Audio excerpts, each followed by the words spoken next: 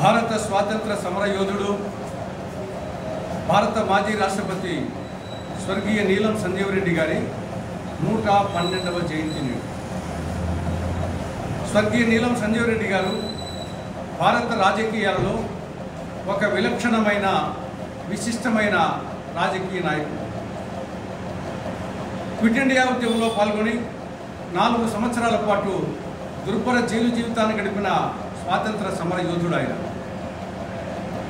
Andhra Pradesh Congress committee అధ్యక్షుడిగా, AICC అధ్యక్షుడిగా Congress party బలోపేతానికి, కాంగ్రెస్ పార్టీ పటిష్టతకు కృషి చేసినటువంటి అసలు శిశులు కాంగ్రెస్వాది స్వర్గీయ నీలం సంజీవ్ రెడ్డి. ఆయన గొప్ప పరిపాలనాధ్యక్షుడు. ఒక్క ప్రధానమంత్రి పదవి తప్ప అన్ని పదవులు అలంకరించాడు ఆయన. ఎమ్మెల్యేగా, ఎంపీగా, సమైక్య మద్రాసు రాష్ట్రంలో రాష్ట్ర మంత్రిగా, ఆంధ్ర రాష్ట్రంలో ఉప ముఖ్యమంత్రిగా, ఉమ్మడి ఆంధ్రప్రదేశ్లో 2 సార్లు ముఖ్యమంత్రిగా, కేంద్ర మంత్రిగా, లోక్సభ స్పీకర్గా, భారత రాష్ట్రపతిగా, ఒక ప్రధానమంత్రి పదవి తప్ప అన్ని పదవులు అలంకరించాడు. పదవులకే ఆయన అలంకారం, పదవులకు ఆయన అలంకారం, పదవులు ఆయనకు అలంకారం కాదు, ఆయన పదవులకే అలంకారం. రాజకీయాలలో నైతిక విలువలకు ప్రాణప్రతిష్ఠ చేసినటువంటి గొప్ప నాయకుడు ఆయన.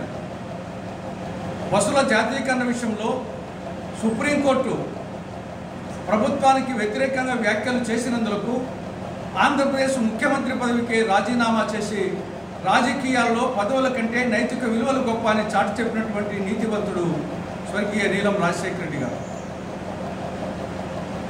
ఒక సామాన్యుడు స్వయం కృషి, స్వీయ ప్రతిభతో మాన్యుడు, అసామాన్యుడు కాగలడు. ఒక రైతు బిడ్డ దేశపు రాజు కాగలడు. ఒక పల్లెవాసి ఢిల్లీ నేత కాగలడని చెప్పేసి ఆయన నిరూపించాడు నీలం సంజీవ్ రెడ్డి గారు.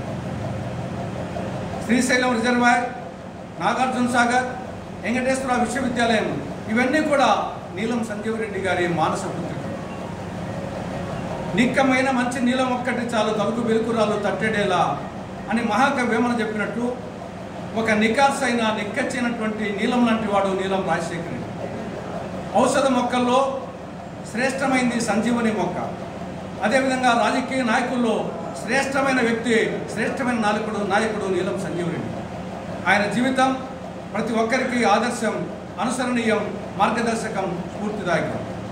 ఆయనకు భారతరత్న, ఖచ్చితంగా భారతరత్నకు ఆయన అర్హుడు.